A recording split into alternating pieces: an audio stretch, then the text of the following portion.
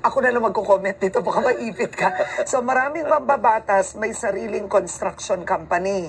So yung mga kontratista daw nagalit na, sila na lang ang tumakbo na mambabatas. Yun na yung nangyari sa Kongreso. Parang sila nang mag-insert. Hindi, ganito, di ba? Dati ang mambabatas, di ba, kukuha ka pa ng construction company outside to build it. They started to own their construction company, right? Yeah. Mambabatas na ang kontratista. Ngayon ang kontratista, sinabi niya, teka lang, hindi na kami kinukuha dahil may sarili na sila.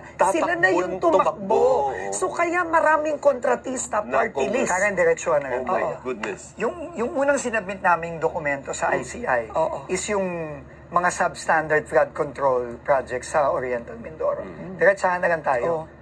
Ang SunWest Corporation, 5 packages ang meron siya noon out of 7. Yung dalawa, Elite tsaka St. Timothy ng Diskaya. Ang may-ari ng SunWest Corporation na nag-divest lang is si Congressman Zaldico.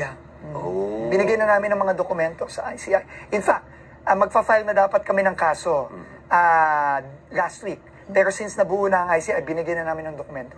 Diretsahan na lang tayo, Karen.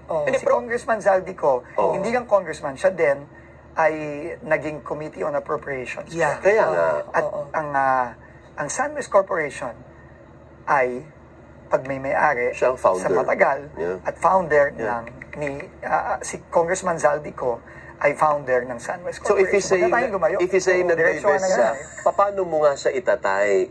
Kasi itatali mo dapat, di ba? Hintayin na lang po natin dahil yun po ang meron. ginagawa ng ating Independent Commission on Infrastructure. Kaya nga po nandyan ang SGV and Company. Yeah. Kaya po isa sa mga